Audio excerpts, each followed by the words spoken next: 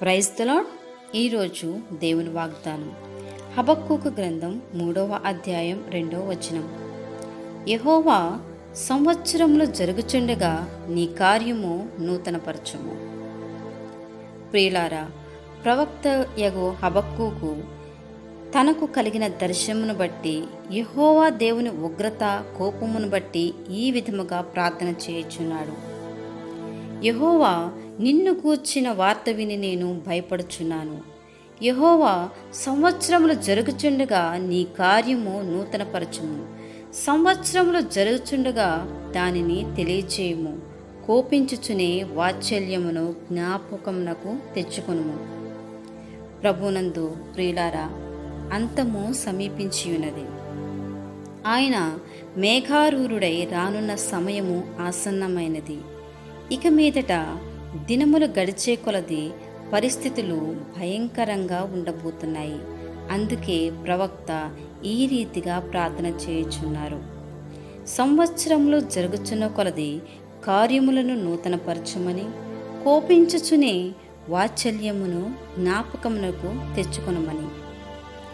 2020 సంవత్సరం అంతా కూడా ఊహించని విధముగా ప్రపంచవ్యాప్తంగా లక్షల ప్రజలు మంటిలో కలిసిపోయారు. అనేక లక్షల కుటుంబాలు శోకసాంద్రంలో మునిగిపోయాయి, ఆదరణను కోల్పోయాయి. ఎన్నడూ లేనంతగా ఆర్థిక పరిస్థితులు ప్రతి ఒక్కరిని వెంటాడుతున్నాయి. ప్రియులారా, ఏ పరిస్థితులు ఎలా ఉన్నప్పటికీ యెహోవా యందు భయభక్తులు గల వారి చుట్టూ ఆయన దూత కావలి ఉండి వారిని రక్షించును. సింహపు పిల్లలు లేమిగలవై ఆకలిగొనును గాని యెహోవాను ఆశ్రయించు వారికి ఏ మేలు కొదువై ఉండదు. ప్రియులారా, సంవత్సరములు గడుచుచున్న కొలది మన ఎడల ఆయన కార్యములు నూతన పరచబడాలి అంటే యేసయ్య యందు భయభక్తులు కలిగి జీవించాలి. చెడుతనమును విసర్జించాలి. దినములు చెడ్డవి గనక మీరు సమయమును పోనీయక సద్వినియోగము చేసుకొనొచ్చు అజ్ఞానుల వలె కాక జ్ఞానుల వలె నడుచుకున్నట్లు జాగ్రత్తగా చూచుకొనుడి. ఇందు నిమిత్తము మీరు అవివేకులు కాక ప్రభువు యొక్క చిత్తమేమిటో గ్రహించుకొనుడి. కావున అట్టి కృప మనమందరము పొందుకుందుము కాక.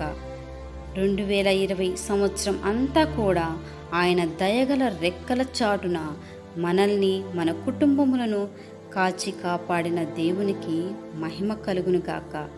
నూతన సంవత్సరంలో మన అందరి ఎడల దేవుని కార్యములు నూతనపరచబడును గాక.